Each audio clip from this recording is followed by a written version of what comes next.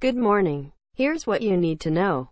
A magnitude 7.3 earthquake left more than 400 people dead and thousands injured in the border region between Iran and Iraq. Photographs from the predominantly Kurdish area showed collapsed buildings, cars destroyed by rubble, and people sleeping in the streets in fear of aftershocks. Ayatollah Ali Khamenei, Iran's supreme leader, gave condolences and urged rescue workers to keep searching for survivors. President Trump said he had a great relationship with Rodrigo Duterte, his Philippine counterpart, as human rights issues barely came up during their first face-to-face meeting. This video collects some of Mr. Duterte's more violent exhortations on the streets of Manila.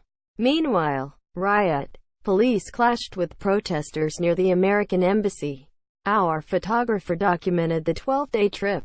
The president returns to the U.S. later today to face the uproar in the Republican Party over 5 women's accusations that a Senate candidate, Roy Moore, accosted them when they were teenagers.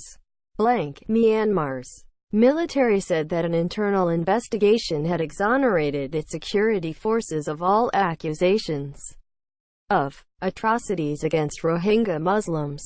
The report came as the U.S. Secretary of State, Rex Tillerson, is set to arrive on Wednesday. As our interpreter columnist points out, the Rohingya are just the latest victims to learn that the promise of never again is applied unevenly.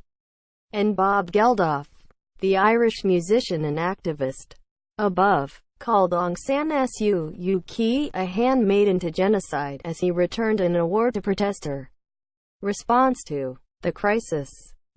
United Nations climate talks are underway in Bonn, Germany, where delegates will try to fill out the details of the Paris Accord.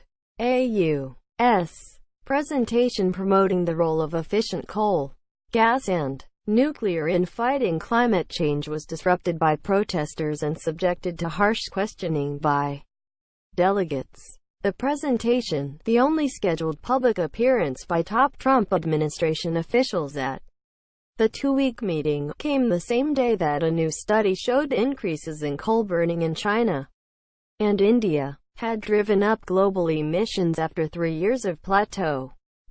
Few officials in Beijing have pressed China's effort to surpass the U.S. for as long as Wang Huning, a shrewd strategist who has served 3 presidents from behind the scenes.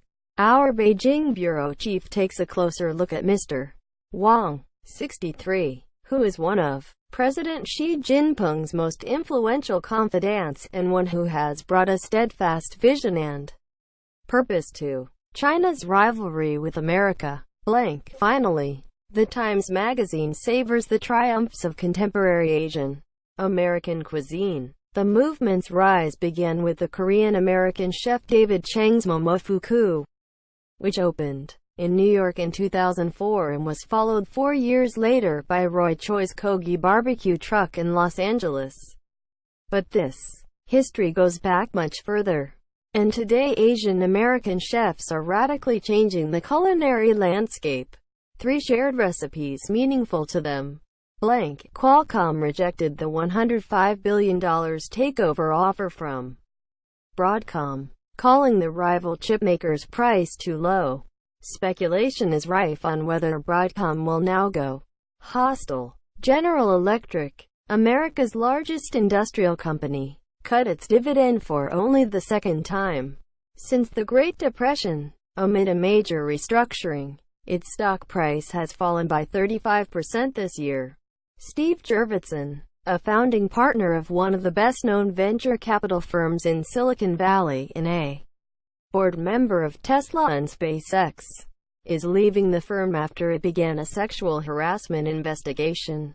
Boeing dealt a blow to Airbus, landing a $15 billion deal with Emirates for 787 Dreamliners. U.S. stocks were up. Here's a snapshot of global markets. President Trump asked President Xi Jinping to help resolve the case of 3 U.C.L.A. men's basketball players, including Leon Gallo Ball, above, who were arrested on suspicion of shoplifting last week in Hangzhou.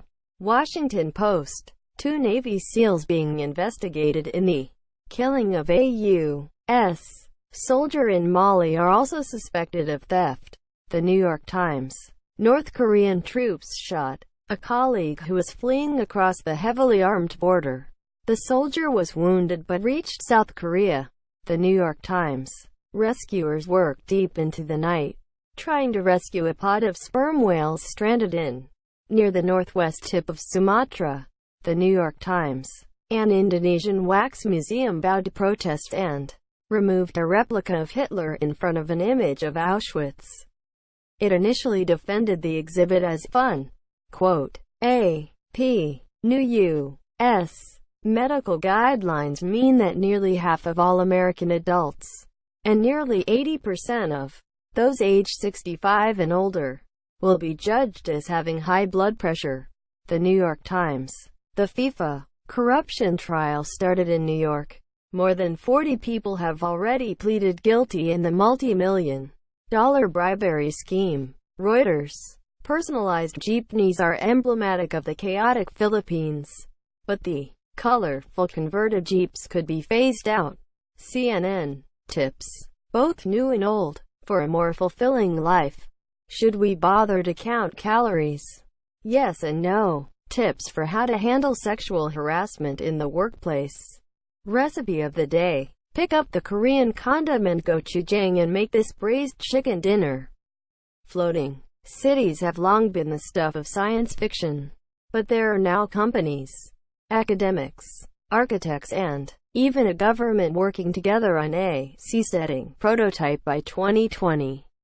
Let's talk about Apu. A new documentary wrestles with how The Simpsons, a show praised for its incisive humor, could resort to such a demeaning South Asian stereotype, and is apocalypse prepping the new wave of progressive education. The Green School in Bali believes that in a dystopian future, children will need more than reading and math. The biannual fashion weeks hosted in New York, London, Milan and Paris have dominated the industry calendar for decades. In recent years, however, a clutch of new contenders have emerged, including Dubai, where Arab Fashion Week begins tomorrow. The 5-day event is a predictably glitzy affair, showcasing talent from the 22 countries that make up the Arab League. Plenty of emerging Western designers are also on the schedule, keen to cater to the valuable Middle Eastern client base.